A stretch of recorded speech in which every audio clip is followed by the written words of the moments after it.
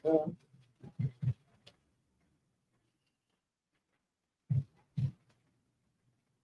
hello? Hi, Ma'am Donna. So, naririnig ba ako?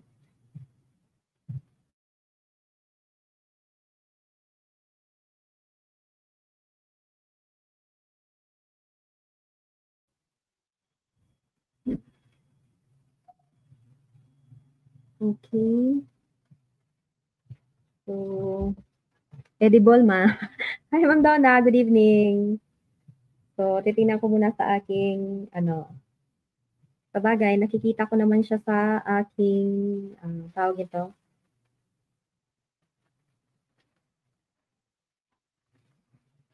So, hi, good evening. So, hindi ko siya nakikita kung ilan yung, ilang milyon. Hi, Ma'am Joanne. Shout out po sa inyo. Good evening po.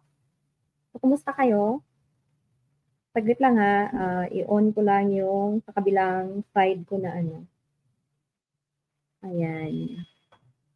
Hello, Ma'am Asiya.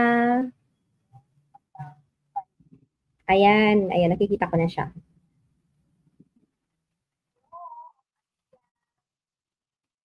Ayan, i-monitor ko siya sa phone ko at ano. Good evening po. Welcome. So thank you so much po for joining me this evening. So short ano lang tayo, short drills para sa mga September 2024 net takers. Ayan. Hello kay Ma'am Jezebel from Zamboanga. Hello po.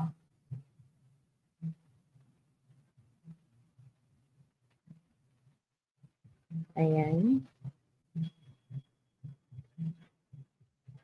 Ayan. So, si Ma'am Joanne daw, congratulations, ma'am. So, LPT na si ma'am. Kakapasa niya lang sa March 2024 LET examination. So, thank you so much po sa tiwala niyo ibinigay niyo po sa amin. Ayan. Hello, mayong gabi. Ayan, may kabayan si Ma'am Donna dito from Surigao, si Ma'am Nelpa. Hello din kay ma'am na member ng ating exclusive group. Pero hindi ko siya mabasa. From Sibugay. Hi, Ma'am Karen. Hi! Hello, andito sila pala. Hi, Ma'am Sarina. Hi, Ma'am. LPT na to si Ma'am. Congratulations po. At yung mga taga Palawan pala dyan, so malapit na yung off-taking. So, ayan na, tawag ito, professional teachers na talaga. And then, aaura na sa off-taking ceremony. Ayan. Hello, Sir Jeremy o Jeremy. So kindly send us message po kung gusto niyo pong sumali sa aming exclusive at intensive review program.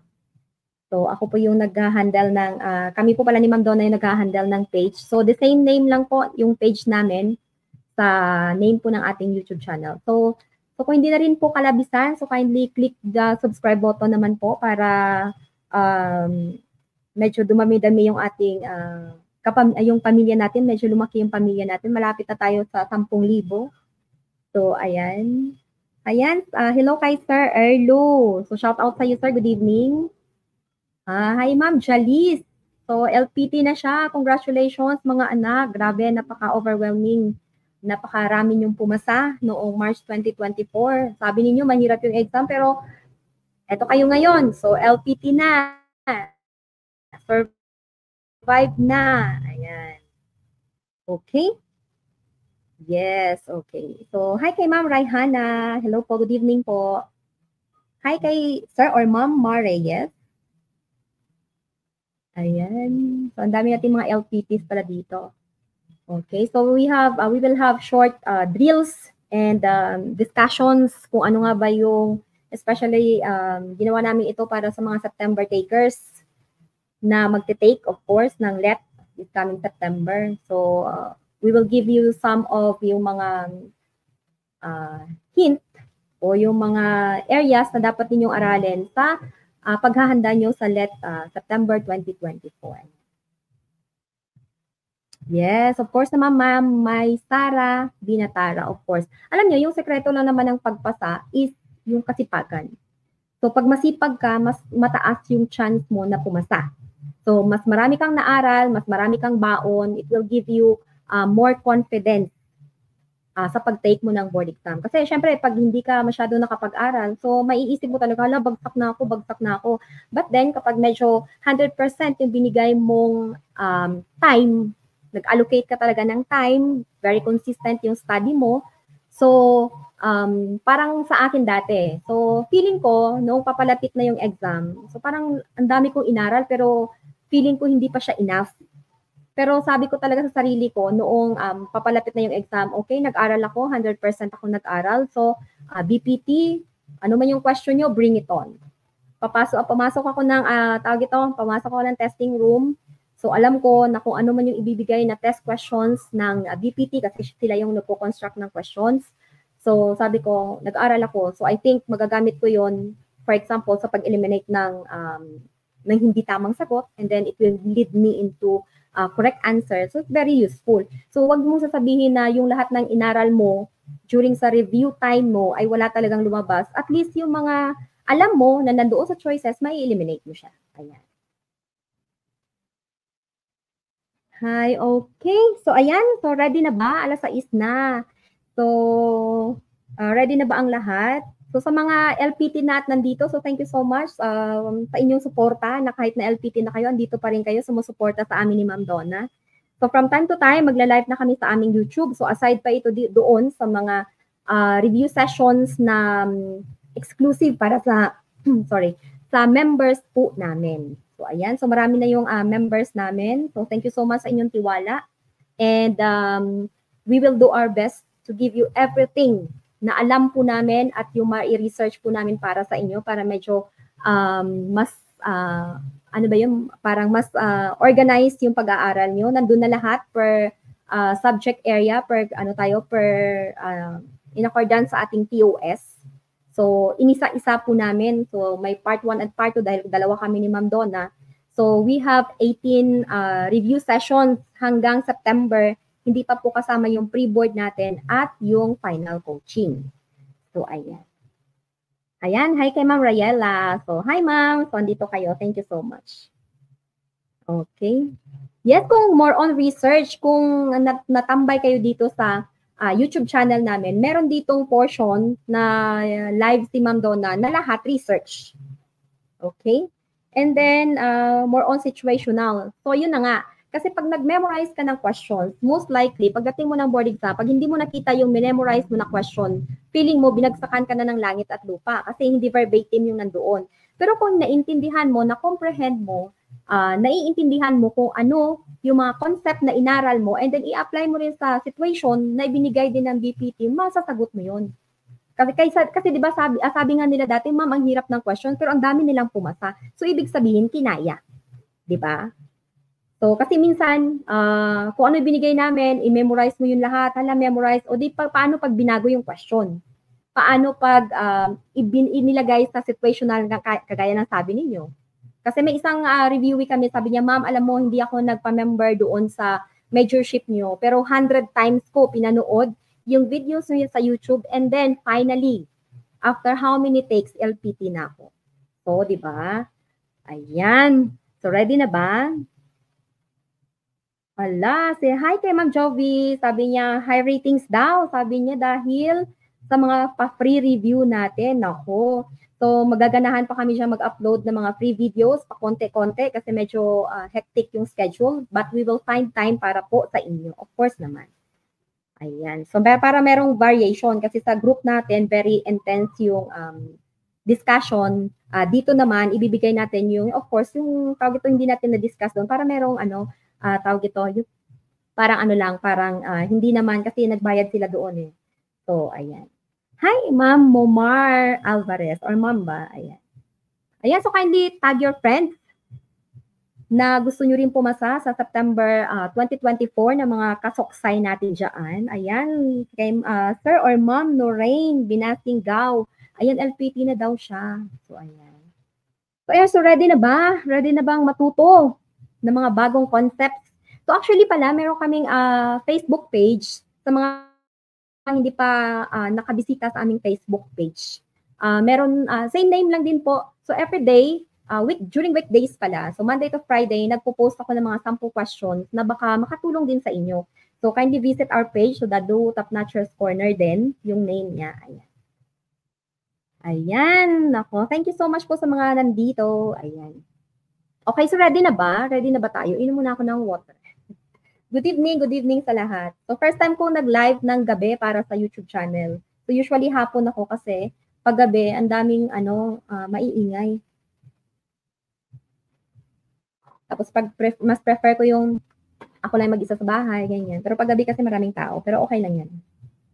Ayan, hi Ma'am Precious. Ayan. So marami na tayo na shout out sa gabing ito. So sige na, pa-comment na kung ready na ba ang lahat. Ready na ba kayo? Ready na.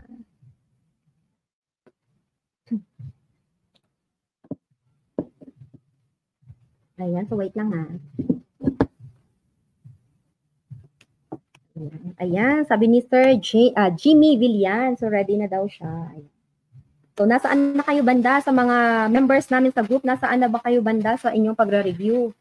So nasa 8 session pa lang tayo pa lang. 8 session pa lang yung natapos natin. So on Saturday, that would be ika-9 na siya na session. So 8 out of 80 na tayo. Ayan, so ready na daw sila. Okay? So good evening once again mga anak. So welcome sa ating live session this evening. So this is for Social Studies or Social Science Majorship for the last September 2024 takers. So let me introduce myself. So I am Maria Robilis Caniel, so licensed professional teacher. So praise the Lord na noong nag-take tayo. So natungtong naman tayo sa list of top notchers. So top 3 tayo. And then si Ma'am Donna, of course, ang ating Mommy Dons na nasa top 4 naman. Ayan. Okay. So, eto na. So, inilagay ko dito yung page din namin, Facebook page. So, kung gusto niyo mag-message, andyan lang siya. So, ganyan yung name. And then sabi ko nga every day, so nagpo-post ako ng mga sample questions na, of course, galing sa ating major naman, mga majorship questions.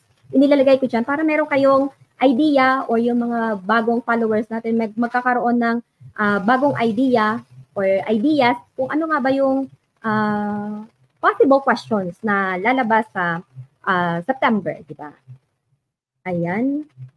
And then, yes, ito yung schedule namin ng intensive review. So, as you can see, marami na tayong natapos. So, tapos na tayo ng trends and issues, geography, economics, and then itong world history, natapos na rin ni Ma'am Donna yung part 2 niya noong Saturday. So, on June 15, yun naman yung part 1 ng ating Asian Studies. So, actually, yung history, so how many percent lang ba yung nasa TOS natin sa history? But then, yung history kasi, ang dami niyang parang subfields ba yung tawag doon? Kasi meron siyang ancient history, tawag ito, yung medieval era, yung modern era, contemporary era. So, inisa-isa po namin ni Ma'am doon para at least organize po yung pag-aaral niyo. So, hindi pa natin natapos yung Asian Studies, Social and Cultural Anthropology, at marami pang pong iba. So, yung meron din tayong pre-board. So, after ng 18 na review session natin, so magkakaroon tayo ng pre-board that via Google Form. So, hindi natin alam kung ilang set, maybe 2 or depende sa kung anong kakayahan natin yan. And then, of course, final coaching. So, kami ni Ma'am Donna before, nagpa-final coaching kami full day. So, we will see kung ganun pa rin ba yung magiging setup or maybe gagawin natin half day muna ngayon kasi baka hindi na kaya ng energy. Hindi na kaya ng energy. Ayan, so 15% yung world history and Asian studies. Ayan. And then, so yan na yung yung schedules natin. So, pag meron kayong question, so feel free to message us sa aming Facebook page or pwede ring PM na diretso. Okay lang, nag-entertain po kami. Huwag mahiya. And then, yes, kung mga my friends kayo dyan, mga kabarkada, mga kaaway, kapitbahay, kaaway talaga, na naghahanap din ng iba't ibang majors. So, si Ma'am Kim, so, meron din siyang program para sa mga English majors. And of course, yung ating mga kasampagita dyan, so kay Ma'am Joyce Acosta, Filipino major. And of course, yung TLE natin, si Sir John Dexter Subusa. And of course, kami yung social studies major coaches ninyo. Kami ni Ma'am Donna. And then, kung science ba or general science yung isa pang major, That would be, meron din program sila Ma'am Junessa and Ma'am Reg, or nakalimutan ko yung ano na yung name ni Ma'am. Basta meron silang ano, science major. So, kung hindi nyo mahanap yung page nila, pwede nyo rin kaming i-PM, tapos kami na bahalang mag-direct sa inyo sa kanila. Ayan, so number 1 na kagad tayo. So, I will read the question and then write your answer on the comment section. And then, wag mahihiya. So, okay lang kami, sa amin naman, okay lang magkamali, especially kung nagsa-start pa lang. And kasi later on, yung mga pagkakamali nyo, yun yung magiging, tawag ito, yun yung maaalala nyo siya, yung mga lahat ng pagkakamali nyo. It's because, okay, yung ano ko to na, nabasa ko to before, mali yung sagot ko, ito yung sagot ko, ito pala yung tamang sagot. So, mas, yung retention kasi, pag nagkamali ka, is much better. Mas matagal mo siyang makalimutan. Hello sa art appreciation. Yung art appreciation naman po is a Gen Ed po yun kung hindi ako nagkakamali. So ito pong aming program is for social science or social studies majorship. Ayan. So pero meron kami palang Gen Ed and Proof Ed. So baka makalimutan ko. So meron kaming tawag ito final coaching. So meron kami dyan sa page din natin. So kung gusto nyo malaman ko ano yung mga detalye, so kindly message us na lang. Ayan. Okay, so number 1 na tayo. Okay, so number 1, after World War II, which country was occupied and administered by the United States, with the emperor assuming a symbol role as the head of monarchical state? Letter A, is it Cambodia? B, Thailand? C, Brunei? And letter D, Japan. Ayan, may buwan naman. Hi, Sir Cesar. Good evening, Ma'am Olivia. Ma'am Hana. Ayan. So, pakilagyan din ng ng number para malaman natin kung yan. Yes, yung art appreciation po natin, Gen Ed po yun, General Education. Ayan, letter D. Medyo alam ko nakapag-aral na itong mga to kasi June na. Ayan, letter D, and letter D. Ayan. Okay, so hi Sir Justin, alam ko LPT ka na. Congratulations. Ayan. So, very good. Merong participation sa ating mga... Hi, Sir Jerry! So, ating mga high rater na mga anak, mga panganay natin. Hi, Sir Jerry. Hello. Hi, Ma'am Jess po. Nandito ka man. Hi. Okay. Okay. So, again, ulitin ko yung question. After World War II, which country was occupied and administered by the United States with the emperor assuming a primarily symbol role as the head of monarchical state? Cambodia, Thailand, C, Brunei, and letter D, Japan. So most of you answered letter D. So meron din a letter C. But the correct answer for this one is, of course, letter D. Okay, so let's have a brief context. Kung ano nga ba yung tinatawag natin o ano ba yung nangyari during the World War II. So it started yung ating very famous noong World War II na si Adolf Hitler. So, made a surprise. So, baga nagkaroon siya ng tinatawag natin yung Blitzkrieg. Yan.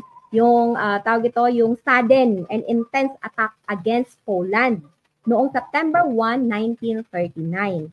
And then, so yung term na ginamit niya doon, kung anong klase o yung anong strategy ba yung ginamit niya during sa attack niya sa Poland, doon sa pag-attack niya sa Poland, it's Blitzkrieg.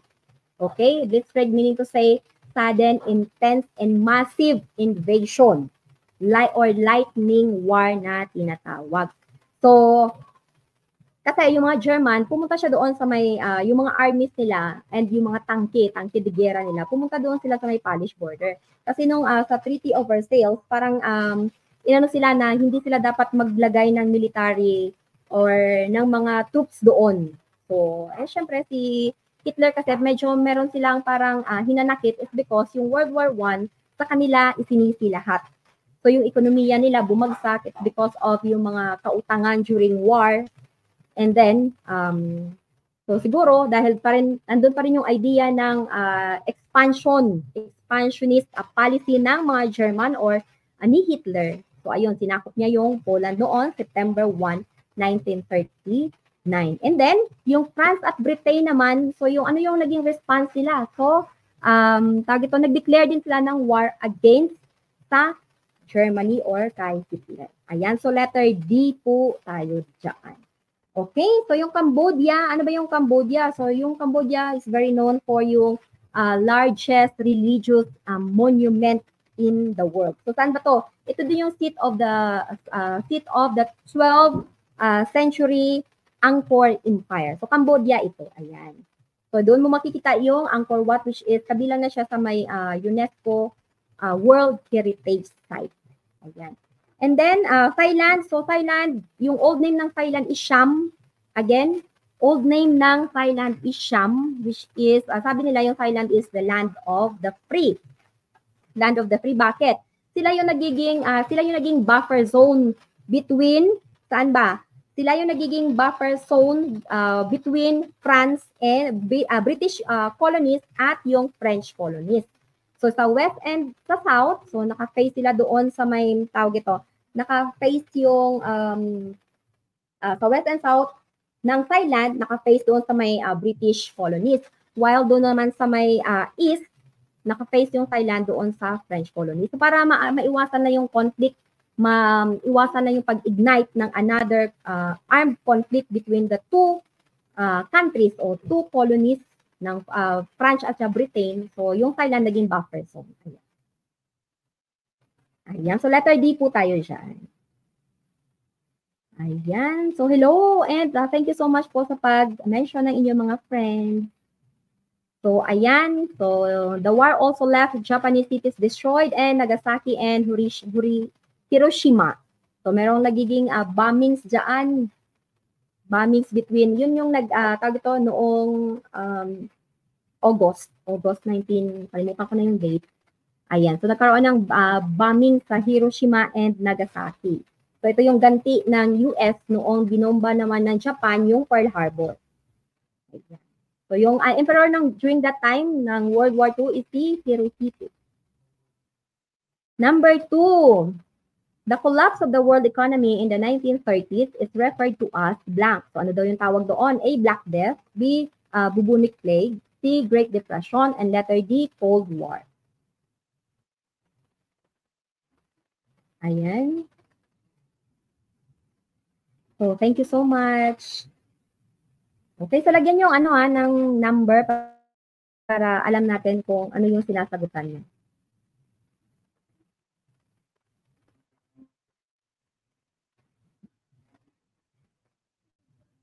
Okay, so halo-halo, may A, may C. Okay, nakikisagot si Ma'am Don. Hi, Ma'am Donna. Letter C, may pa-question mark C. Ayan, C. Bakit? Dahil hindi kayo magsi-C kapag letter C. Ayan, nakakamiss din mag-live sa YouTube. Ayan.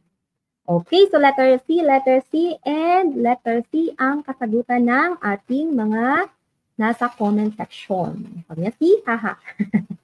Ayan, so the correct answer for this one is yes, correct po. That is Great Depression po yung tawag. So during 1930s, nagkaroon ng decline ng economy, yung especially yung US. Yung US niyan. So yung mga grabe yung unemployment, tapos yung tawag ito, yung ekonomiya, grabe yung pagbaba during that time.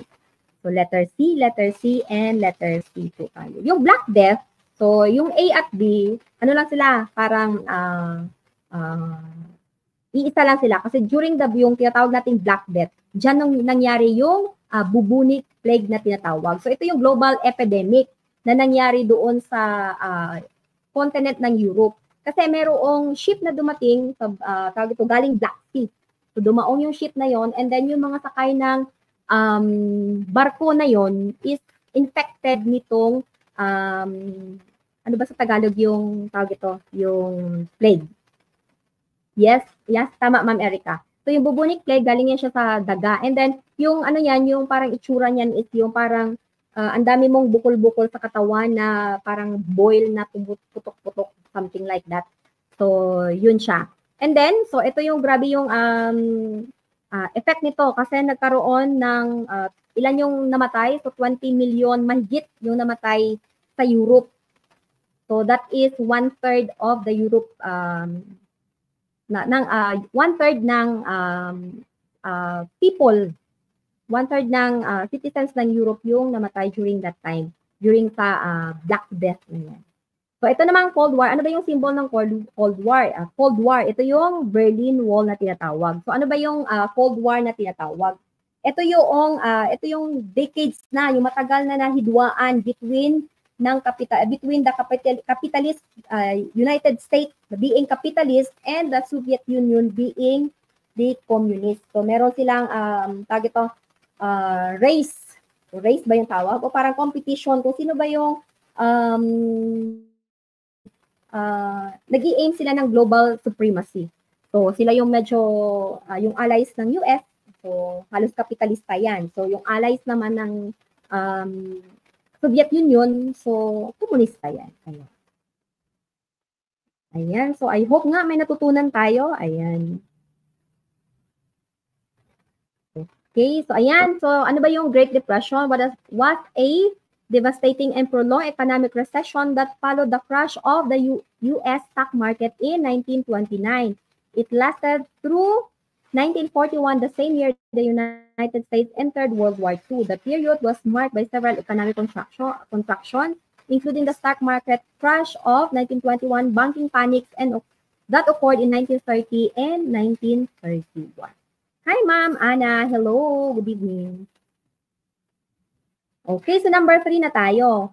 The Comprehensive Agreement on the Bangsamoro is viewed as generating the momentum to end horizontal conflict and achieve peace and accord in Mindanao. What are horizontal conflicts? So, ano na yung mga horizontal conflicts daw na nangyayari dito sa Mindanao?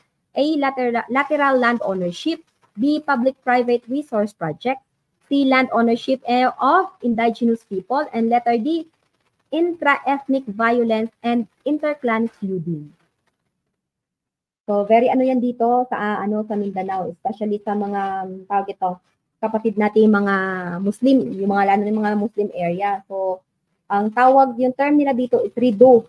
Rido. So minsan meron nagkakaroon sila ng conflict and then nagkakaroon ng conflict between families to families, depende kung anong pinag-aawayan nila at talagang ubusan ng lahi.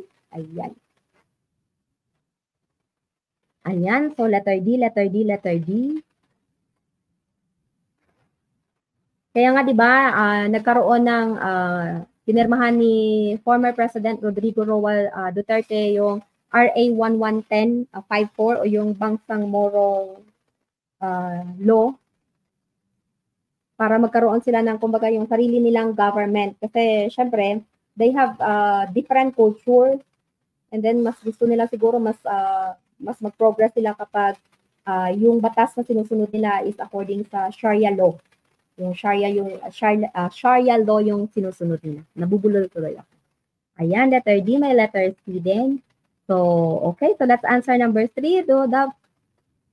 Let's answer number 3. So, that is letter D po tayo. So, ano ba yung mga conflict na yon? So, intra-ethnic violence and interclan feuding.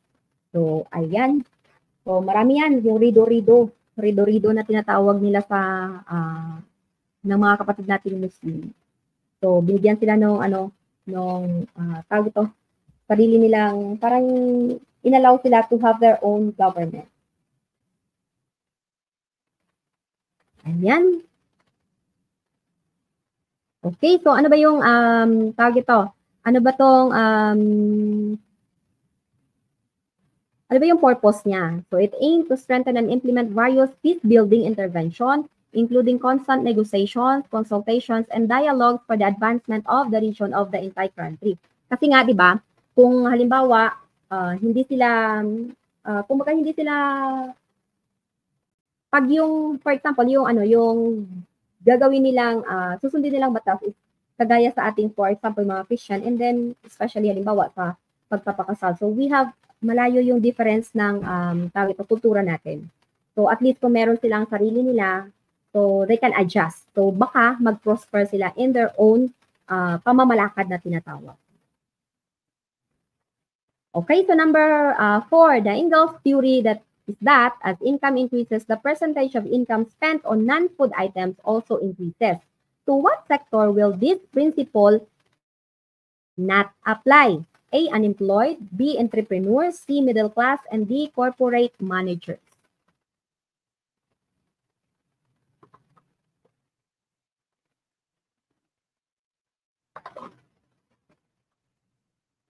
Okay, so alam niyo naman na si Karl Marx at si Engels ba yung pagkakaano dyan? Si Engels ay pinapractice nila yung communism na tinatawag. Ano ba yung communism? So people live equally.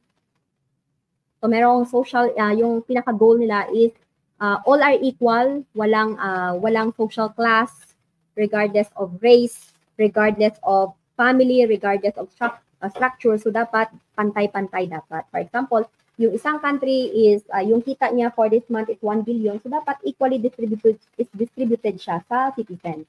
So maganda sana, napaka-ideal na klase ng, tawag ito, ng sistema sana. Kung yung namumuno is very honest. Pero you know naman na hindi siya ganun kadali, especially pagdating dito sa atin kasi yung bawat isa is may kanya-kanyang gusto.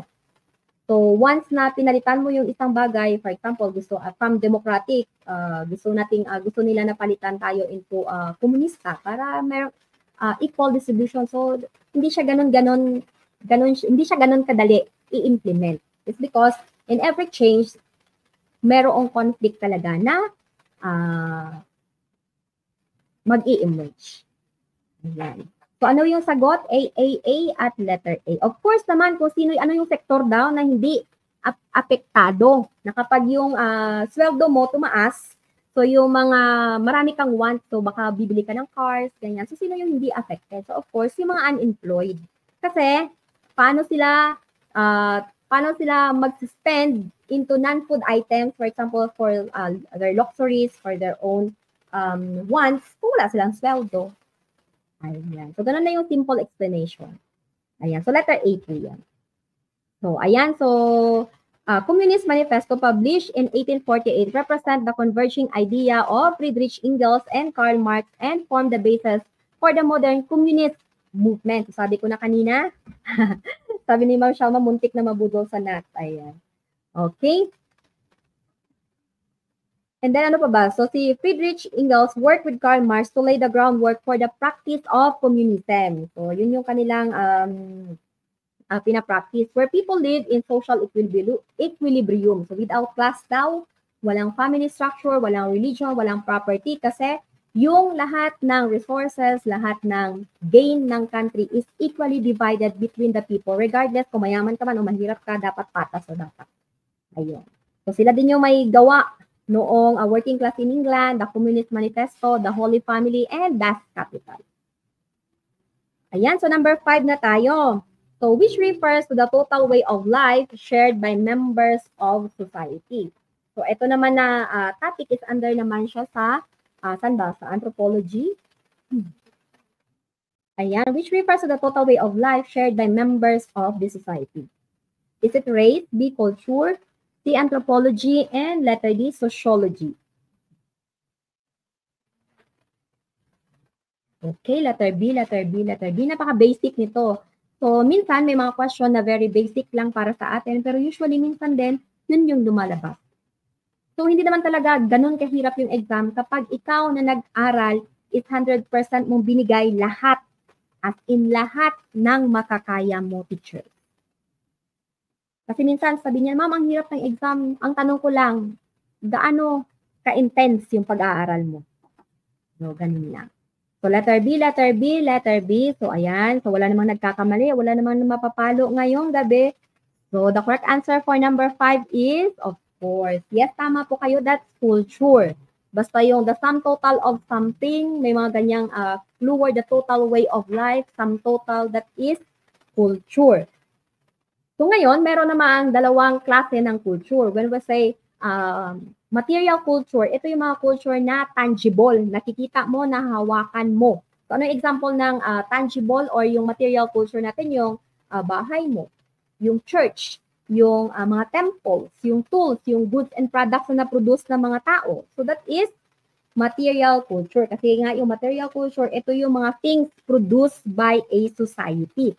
And then, yung non-material culture naman, so ito yung mga intangible culture. So hindi mo siya nahahawakan. So ano ba yung example niya? Ideas, attitudes, yung mga beliefs of the society. So yun yung example ng non-material culture.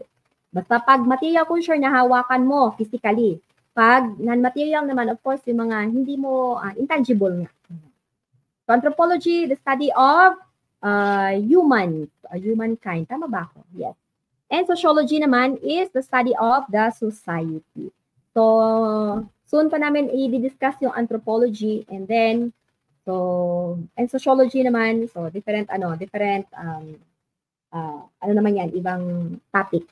Pero yung sociology kasi, so maraming, di ba yung major natin is social studies? So yung maraming ano yan, akala nila ganun ng kadali yung major natin. Pero hindi po siya ganun kasi meron tayong economics, laws and politics, governance, ano pa ba? Minsan may Rizal din.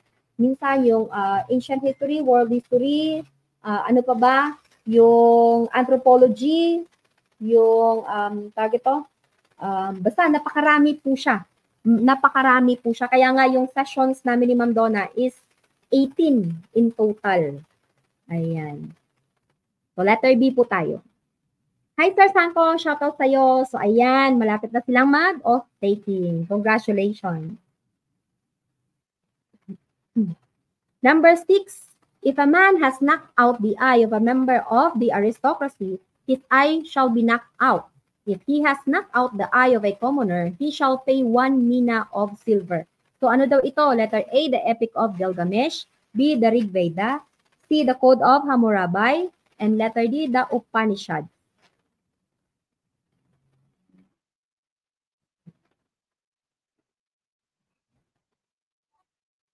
Okay, so number 6 na tayo.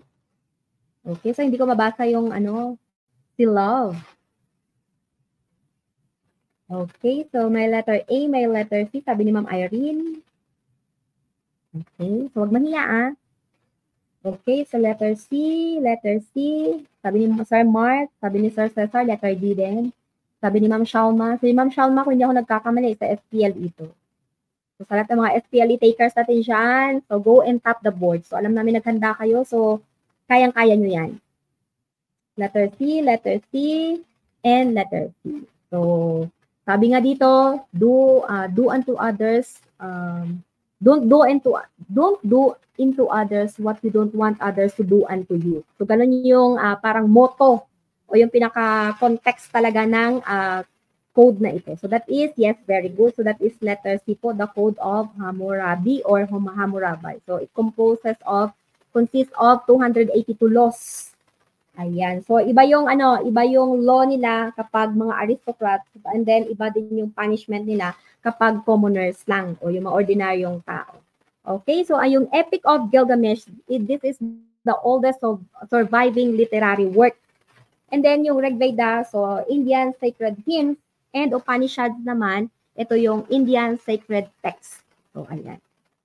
Wow, final demo daw ni Sir Cesar. So, yes, report ko rin to noong nag-unit ako. Ayan, report ko rin to, teaching something. Ganyan. Teaching 1 ata. Ayan.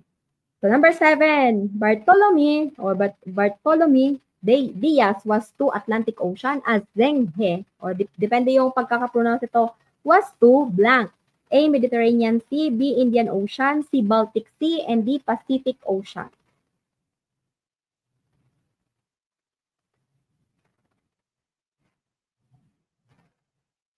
Hi, Ma'am Joyce. Ayan. Ano na naman yan, Ma'am Joyce? So, sa mga Filipino majors daan, so punta lang kay Ma'am Joyce. Kung may mga kakilala kayo, so recommend nyo naman. Sige na. Para magkita-kita kami doon. So, ayan. Nako. Iba talaga pag naka-public yung live. Minsan mapapahama ka talaga eh. Ayan, so letter B. So, sino yung mas sumagot? So, isa lang yung sumagot. Si Love lang. Hi, Love. Gumagawa ng PPT, purple din daw. So, favorite color namin ni Ma'am Donna is purple. Okay, so number 7. Ano na, number 7 na tayo. Ayan, so sirit na kung ano ba ito. Okay. So, si Diaz was to Atlantic Ocean. As Zheng was to, that is letter B. So, Indian Ocean. Sino ba ito si Zheng He? So, ano siya ito noong Ming Dynasty na Chinese. So, isa siyang Chinese mariner and explorer. siya din yung leader ng the Great Armada. So, siya yung nagpuman ng largest fleet the world has ever seen during that time. Kasi ilang parang gusto nilang i-flex yung gaano kalaki or gaano ka-powerful daw yung tawag ito yung China. So yung voyage na yon, yung intention lamang is to displace China's power and culture. And then sa voyage na yon, gusto nila magdala pabalik sa Ming court ng treasures galing sa iba't ibang for example, iba't ibang teritoryo na pinupuntahan nila. So, umikot-ikot sila. So, ang sabi doon, ito daw yung largest fleet na the world has ever known. Sabi nila. So, si Zheng He sa Indian Ocean kasi doon siya. Doon yung ruta niya. Ayan. Hi, Sir Arnel L. Dacular. Ma'am, LPT na po ako. Thank you so much, sir. Congratulations. Ayan. So, ayan na, naka-ready na ba yung OOTD natin para sa oath taking? So, babaha na naman yung messenger natin dyan sa kakasend nila na mga pro-weba na sila ay licensed professional teacher. Ayan. So, hello, sir, ma'am ba? Or, kasi naka-Korean. Hindi ko mabasa, sir. Basta love. Hi, love. May lood. May love ako dito. Okay. So, ayan. Meron siyang 7 voyages. So, ayan, so Zheng He's 9 masted flagship measured about 400 feet long. For comparison, Christopher Columbus Santa Maria measured just 85 feet. On the first voyage from 1405 to 1407, 62 9-masted treasure ship led the way, followed by almost 200 ships of various sizes carrying personnel, horses, grain, and 28 armed troops. So, ito na siguro, mahilig talaga yung mga Chinese siguro mag-flex kung gaano sila kalakas. Kasi nung nakaraan, nakita ko sa news na yung kanilang navy is nasa Zamboanga. So, anong gusto nila? Anong gusto nila? Awayin natin sila. So, hindi po pwede kasi nasa constitution natin na hindi tayo pwedeng mag-start ng giyera. But, meron tayong karapatan i-defend yung ating teritoryo no matter what. So, kung anumang klase yan, we have to defend the Philippines. So, tara na. Charot. Ayan. Okay, so number 8.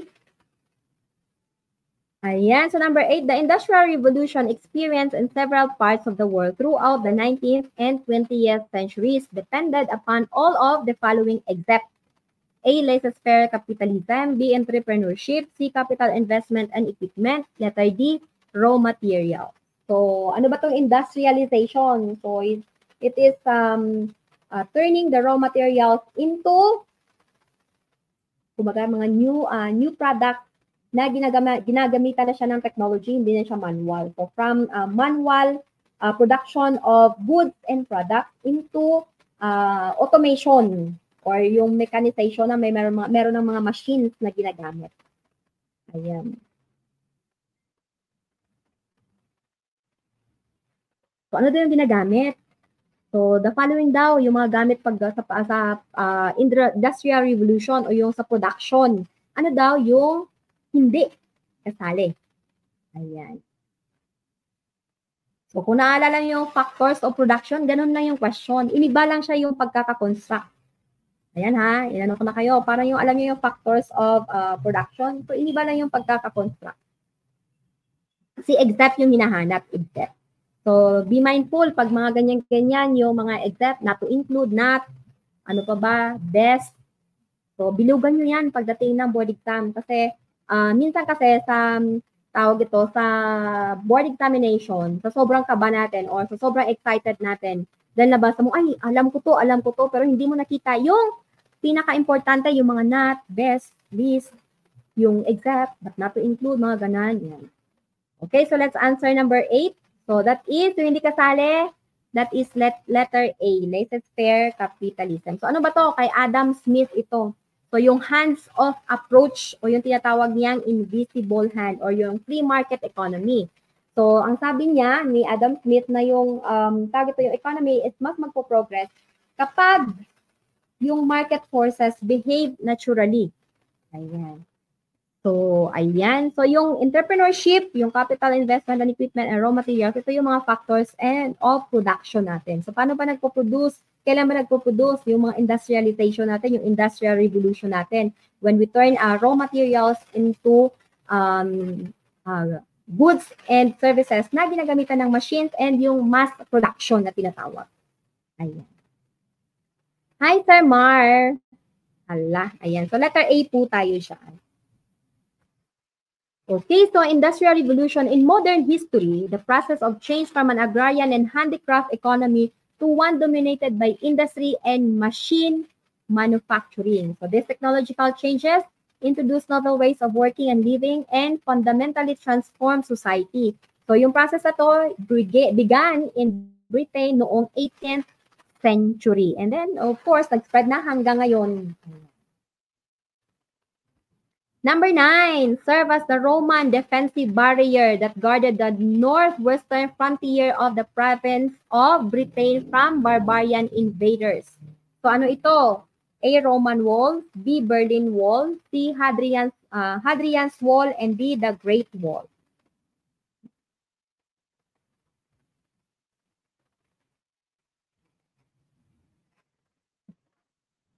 Okay, so sabi ni Sir Mark, letter C. Sabi ni, hi love, C. Hi, so Ma'am Raihana. Okay ma'am, okay lang yan pag may busy kayo. So, i-upload ko rin to, i-edit ko lang ng konti. So, pag available na siya, automatic i-upload ko po dito.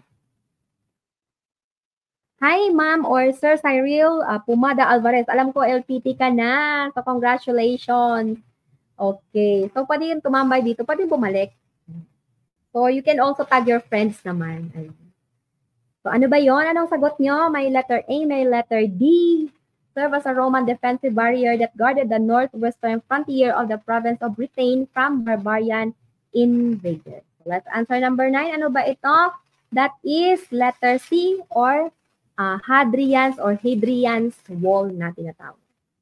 Ayan, so Hadrian's Wall served as a Roman defensive barrier that guarded the northwestern frontier of the province of Britain from barbarian invaders. The wall extends. So, ito yung in 1987, Hadrian's Wall was designated as UNESCO World Heritage Site. So, pero over the century siya, medyo na-damage na siya. Yung mga tawag ito, yung mga structure niya nasisira na. Sabi ni Ma'am Erica, Britain pala. Hi, Sir Instructor. Nako, nakadami account. Hi, Sir. So, kapitbahay ko siya, municipality ko siya from Calamansig. So, minsan nandyan kami, Sir, pag nagbi-beach po kami. So, shout out po sa iyo, Sir. So, Sir Instructor. Naku, wala namang pangalan, hindi kita ma-mention. Ayan. So, number 10. What is true of Athenian democracy? So, ayan. Letter A, court trials were held without the use of juries. B, all those who could reach the age of 18 could vote. C, unfavorable decisions could not be appealed to a higher court. And letter D, it was a direct democracy.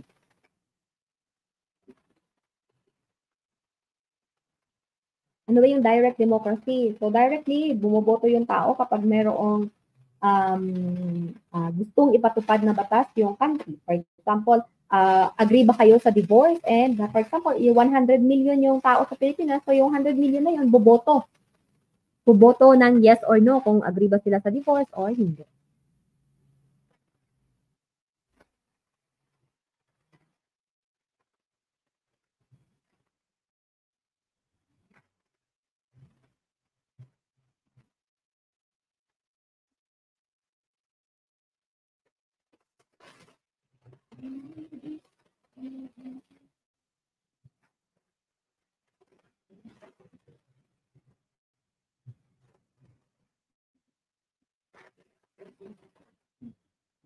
Ayan, so anong sagot nyo?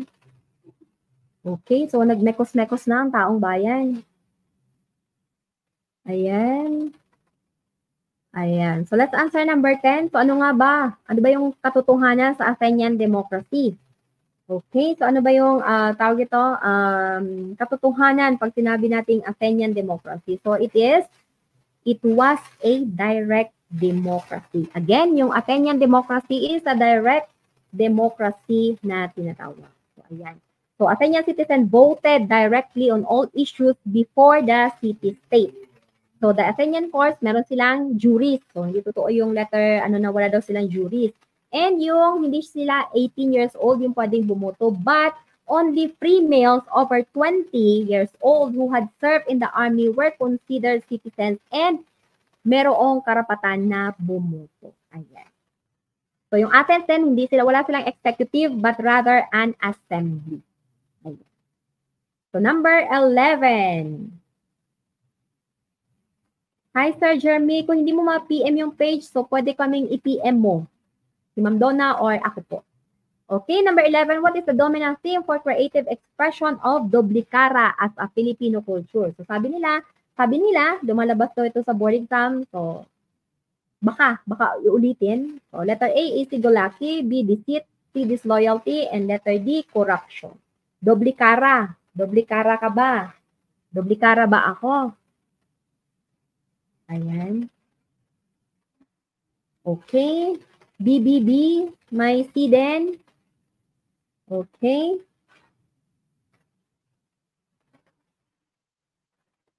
Okay. Isigulaki. Pag doblikara ka, isigulaki ka. Okay. Sabi ni Ma'am B. Sigurado ka. Sinupusta mo, ma. Sinupusta. Okay. So, number 11. Anong number 11? So, number 11, the correct answer for number 11 is deceit. Kasi dalawa yung katauhan mo. So, meaning to say, for example, yung isang katauhan mo is napaka-prim and proper mo. And then, yung isang katauhan mo naman is pinapakita mo doon sa different set of friends mo na napakamaldita mo. Sa kabila naman, ganito ka. So, that is deceit. So, medyo nagkakaroon ng deceit dyan. So, letter B daw kay Bebe Love. So, letter D po tayo dan. Pag sinabi natin doblikara, deceit po tayo dyan. So, very easy lang. So, number 12. So, parehong mali. Pero at least, dalawa yung natutunan mo. Okay, so number 12. From where did the famous itik-itik folk dance originated?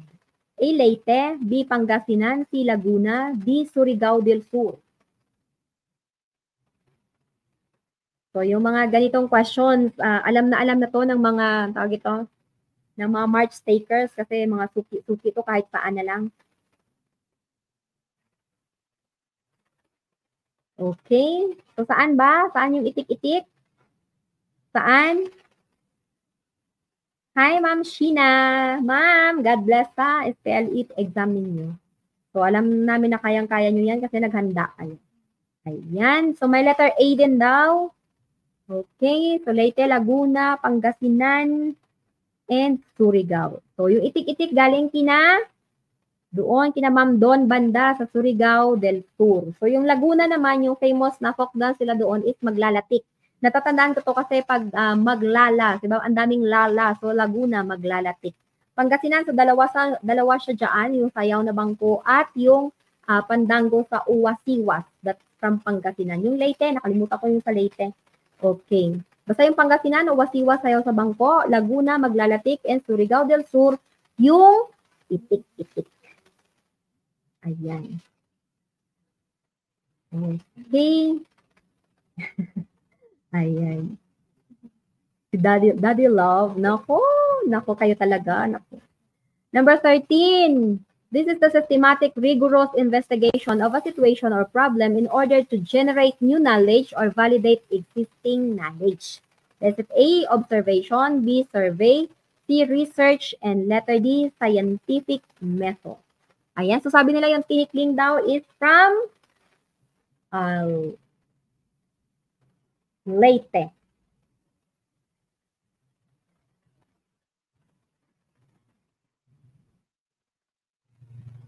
Ayan, so ano ba? Letter C. Sabi ni Love, letter C, ni Bebe Love. Okay, letter C, and may letter B din, survey. Okay. Ayan. Ayan, so sabi ni Mark Anthony, tinikling is Leyte. So, galing sa Leyte yung tinikling.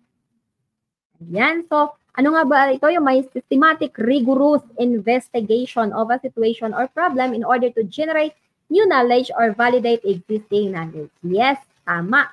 So, that is research. Again, that is research. So, soon, meron kaming research din ni Ma'am Donna, pero medyo malayo-malayo pa siya doon sa schedule. Kaya abangan po natin. So, maraming research dyan. So, dito din sa YouTube channel namin, meron dyan live si Ma'am Donna na all about research.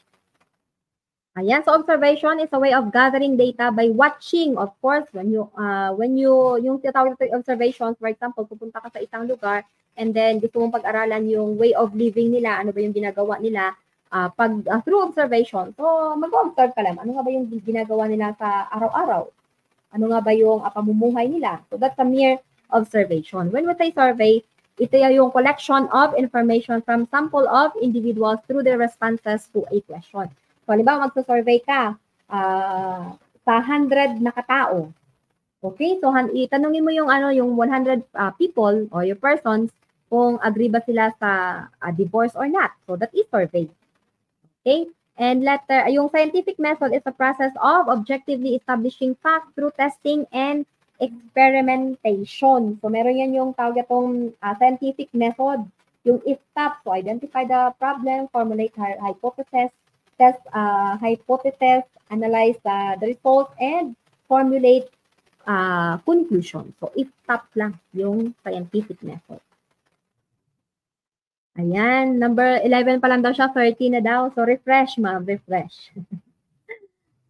Number 14, which one reason given by the Duterte administration to change to federal form of government? So, ano daw yung reason kung bakit gusto ng Duterte administration na i-change yung government natin into a federal form of government? A, to extend the term of the president. B, to extend the term of local government officials.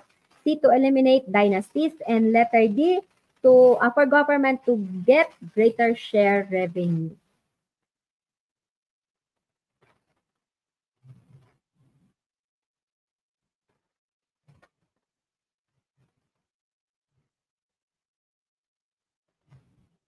Okay. Okay, may letter C, to eliminate dynasties. So actually, binaba na itong, tawag ito yung dynasties na ito, yung political dynasties. So ano yung purpose, bakit binaban yung political dynasties? Para mabigyan ng chance yung mga competent and deserving din na ordinaryong mamamayan to rule or to serve the people. Ayan, so letter C, most of you answered letter C, but the correct answer for this one, so alam-alam ng mga previous natin is, that is for government to get greater share revenue. Bakit? For example, yung tawag ito, pag federal government na tayo, for example, yung Davao region. So lahat ng kita nila, lahat ng revenue nila, lahat ng tawag ito, yung na-income nila, for example, sa Davao region, is most of that income will be spent sa Davao region lang. And mayroon lang small portion ng income nila na ipapasa doon sa national government. Yung downside lang nitong federal form of government is kapag yung halimbawa yung Davao is mayaman na, mas magiging mayaman pa.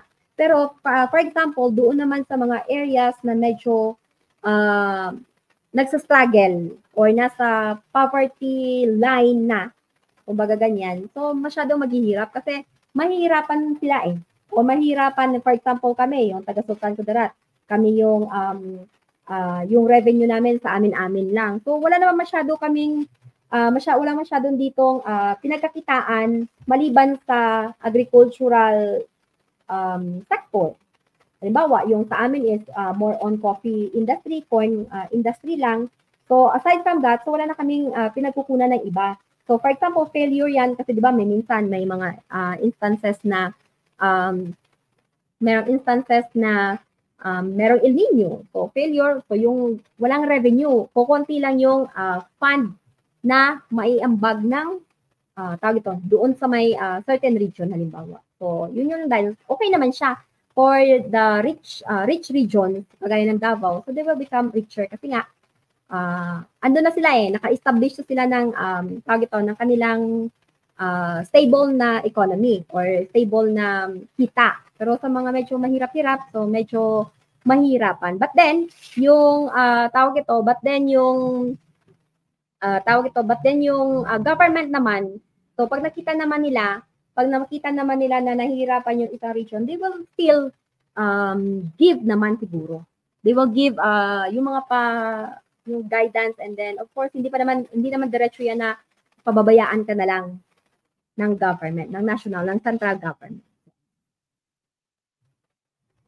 Ayan, so number 15, how do countries register dislike or disagreement of another country's discussion through diplomatic means?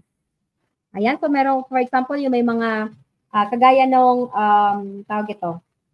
yung mga international issues. So ano yung gagawin ng isang country kapag meron siyang disagreement? Kulang pala ng A, disagreement ito of another country's discussion through diplomatic means. Ayan. A, file a diplomatic protest. B, declare war immediately. C, recall all its nations. And D, retaliate by arresting nationals of the country. So meron tayong tinatawag na technique sa board exam na for example, hindi mo talaga alam. As in totally wala kang alam. So find yung, halimbawa, sa choices, nakikita mo lahat, yung tatlo, negative. So meaning to say, yung baka malaki yung tendency, malaki yung chance na yung positive na statement doon sa choices is yun yung sagot.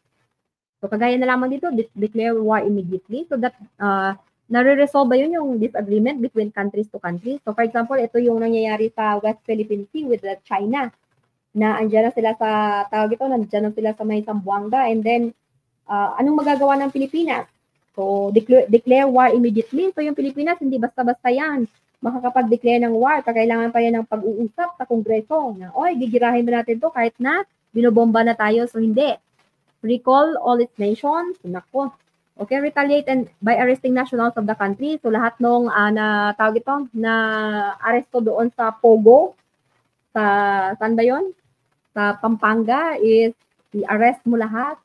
So, hindi naman ba dapat ganun? So all you have to do is, of course, yung country dapat mag-file a diplomatic protest. Yun na yung magagawa ng Pilipinas ngayon. So file a diplomatic protest. Kasi alam naman ng China din sa case ng West Philippine Sea na hindi talaga natin kaya na labanan yung China kung talagang gera-gera yung pag-uusapan. So hindi. And of course, with their population na ilang bilyon, tapos ilan lang tayo, 100 million, nako, isang tulak lang, wala na. Ayan. So, ilan yung scores? Patingin muna yung scores nyo. Okay, patingin ang scores. Ayan, so 15 items lang tayo for tonight. So maybe this week, another live tayo dito. Okay, so meron tayong maiiwan dito. But you take courage. Do not let your hands be weak, for your work shall be rewarded. Yes, lahat ng paghihirap nyo, lahat ng sacrifices nyo, that will be rewarded after ng paglabas ng board exam. So dapat yung goal natin taasan. So dapat yung goal mo sa ratings mo is at least 90. Wow, Cesar Hamilton Corpus got 15. Congratulations. Ang galing. Ayan. Ayan. So thank you so much. So this is your Mommy Robs, your Coach Roby. Ayan. Yes. So aral po ng maigi. So again, kung gusto po mga mag-join sa aming intensive review program together with our top 4 kay Ma'am Donna. So ayan. So join na. Join us. So kindly PM us. So thank you so much. Sabi niya, Sir Ruthie Ruther, sabi niya, hi, Bitin. Sabi niya, sir, meron tayong 8 session sa private group. So master that one. Ayan. So bye guys. So bye teachers. Thank you so much for joining me this evening. And aral po palagi ng mabuti. Pag pagod, so stay. Kumbaga, pag pagod ka, so rest ng konti and then laban ulit. So ayan. Thank you so much and good night.